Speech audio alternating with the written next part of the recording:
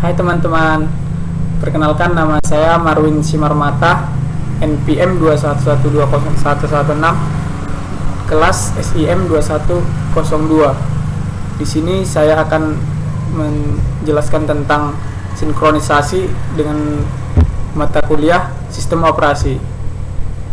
Pengertian sinkronisasi. Sinkronisasi merupakan suatu proses pengaturan jalannya beberapa proses pada waktu yang bersamaan untuk menyamakan waktu dan data supaya tidak terjadi inkonsistensi atau ketidakkonsistenan data akibat adanya akses data secara konkuren agar hasilnya bagus dan sesuai dengan apa yang diharapkan. Istilah sinkronisasi sering terdengar ketika kita menggunakan alat elektronik. Sinkronisasi sendiri berasal dari bagian sistem operasi.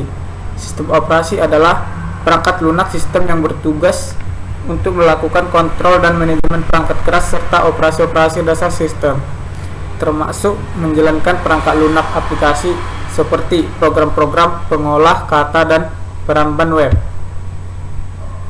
Tujuan utama sinkronisasi. Kenapa sistem operasi membutuhkan sinkronisasi?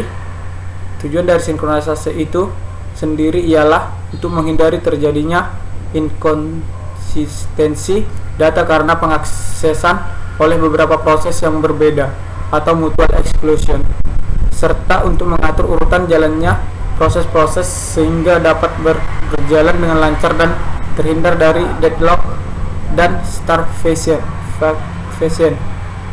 Tujuan utama mungkin lebih condong ke arah backup atau membuat cadangan. Manfaat sinkronisasi bermanfaat untuk menyimpan data baik sementara atau permanen sehingga memudahkan pekerjaan. Agar semua data yang ada tetap konsisten, membutuhkan mekanisme-mekanisme agar bisa saja dipastikan proses eksekusi berjalan. Adanya akses data yang dilakukan secara bersamaan bisa saja menyebabkan data menjadi tidak konsisten. Masalah dalam sinkronisasi. 1. Race condition.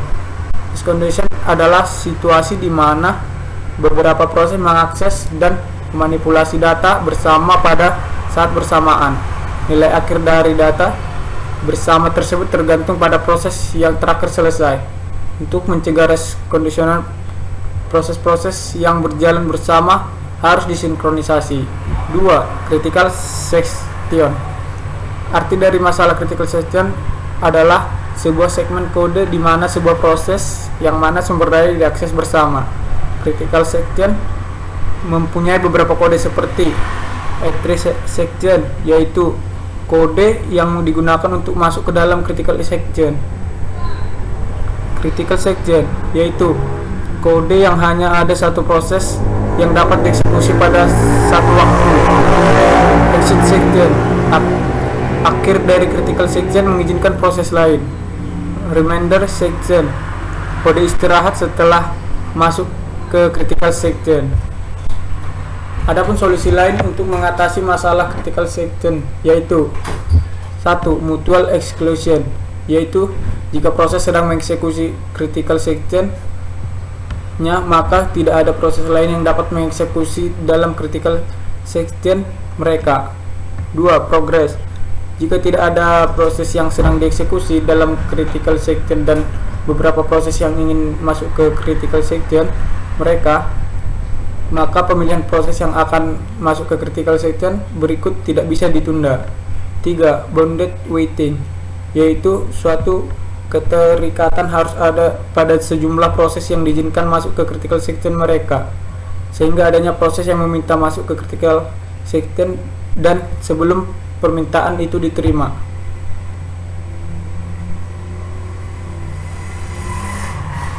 Selain masalah race condition dan kritikal yang ada, sinkronisasi ada juga masalah klasik yang terjadi pada sinkronisasi di sistem operasi seperti bounded buffer problem.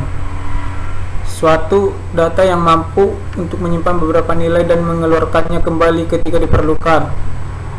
Reader and writers problem, problem yang memodelkan proses yang mengakses database. Masalah ini timbul ketika ada dua proses atau lebih berbagai data yang sama. Dining philosopher's problem. Masalah ini memodelkan masalah enkapsulasi dari ketergantungan mesin dan masalah portabilitas.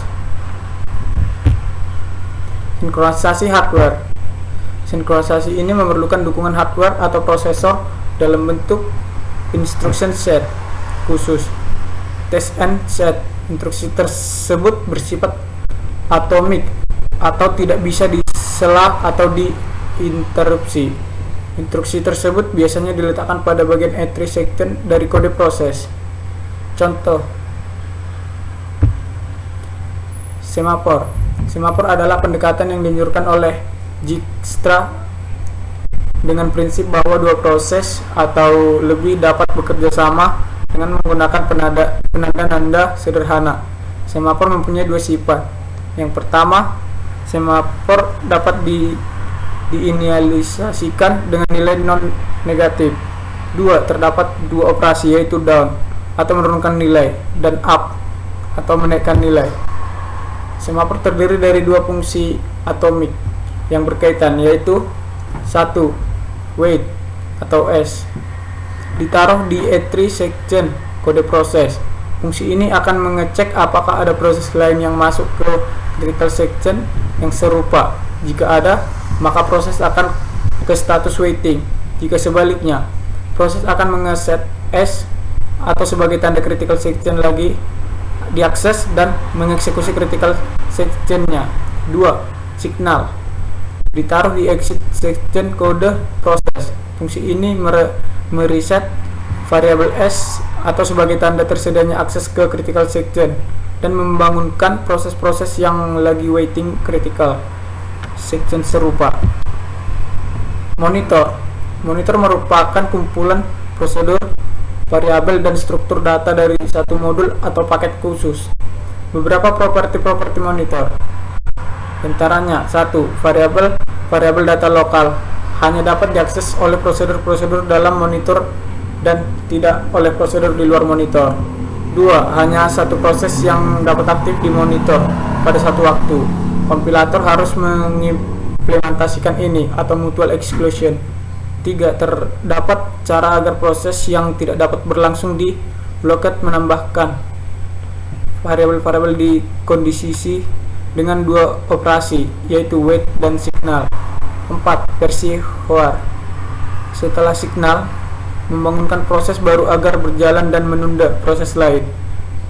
Versi Bridge-Hudson setelah melakukan signal proses segera keluar dari monitor.